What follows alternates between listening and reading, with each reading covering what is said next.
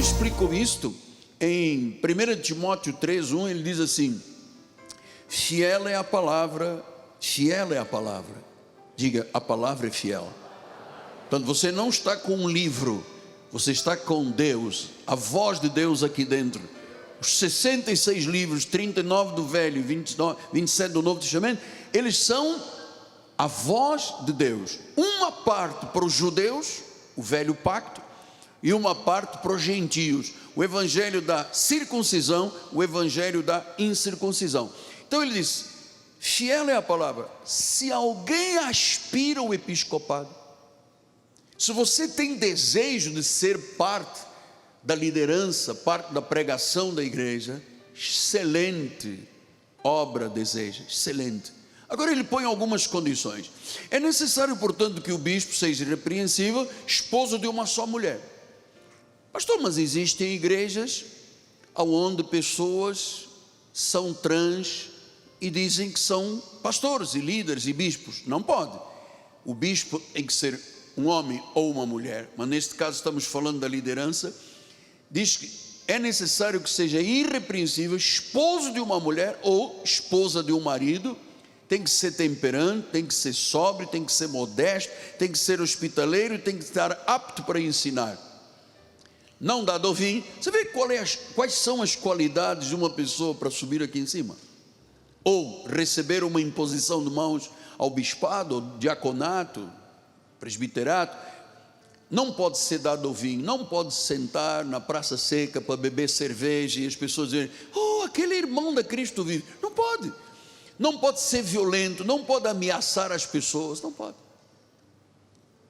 Tem que ser uma pessoa cordata, tem que ser um inimigo de contendas, não pode ser um avarento, um avaro. Eu não semeio porque eu não concordo, não sou. O lugar da sua vida é outro lugar, não na igreja de Jesus. Depois ele diz que governe bem a própria casa, criando os filhos sob disciplina, com todo o respeito. Pois se alguém não sabe governar a própria casa, como é que cuidará da igreja de Deus? A igreja de Deus não pode ser neófito, porque a pessoa se ensoberbece, sobe a cabeça. Não pode, neófito quer dizer um novo crente, pessoa sem prova, sem tempo de provação. Não pode ser neófito, para não suceder que se ensoberbeça e incorra na condenação do diabo. Pelo contrário, é necessário que aquele que deseja ardentemente o ministério tenha um bom testemunho dos de fora, a fim de não cair no opróbrio e no laço do diabo. Uma vez que você entendeu os cuidados que Deus tem com aquele que se chama líder, anjo, ou os seus bispos, ou o seu governo, isso é tudo bíblico, foi assim que Deus estabeleceu. Agora vamos voltar em Efésios 4:12, assim: qual é o objetivo do apóstolo, profeta, evangelista, pastores e mestres? São os 5 ministérios que ele concedeu, com vistas ao aperfeiçoamento dos santos, para que os santos tenham um desempenho no seu serviço, para a edificação do corpo de Cristo.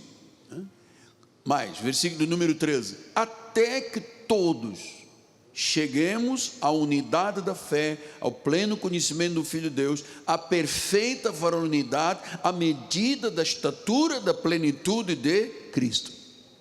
Isto é igreja. Isto é igreja. Então, quando Deus me chamou em 1979, eu comecei como um pastor de ovelhas. Sempre tive o meu coração envolvido com o evangelismo, porque se a igreja não é evangelizadora, a igreja não é igreja. Sempre desde o início, naquela época eu fazia parte da Igreja Nova Vida, e eu falava na Rádio Relógio, e eu me recordo dos colegas que não queriam falar na rádio, porque a rádio tinha um custo, e eu dizia para o diretor da rádio: sempre que algum pastor deixar o horário, eu entro, porque eu sabia que nós tínhamos que contribuir para a evangelização do Rio de Janeiro, do Brasil e do mundo. Então, eu trago no meu coração este fogo da evangelização. Você sabe que há um certo momento lá no Cinema Piedade, que Deus diz: você agora é um evangelista. essa coisa explosiva, eu trago no meu coração, nunca diminuiu esse fogo nos meus ossos, nunca. E depois Deus colocou em mim uma paixão muito forte, a paixão pelo ensino. Eu comecei a entender pelo Espírito que eu tinha um compromisso de me preparar com profundidade para edificar a igreja, não com madeira, palha e feno, mas com ouro, prata e pedras preciosas. Então eu me tornei um pesquisador, um estudioso.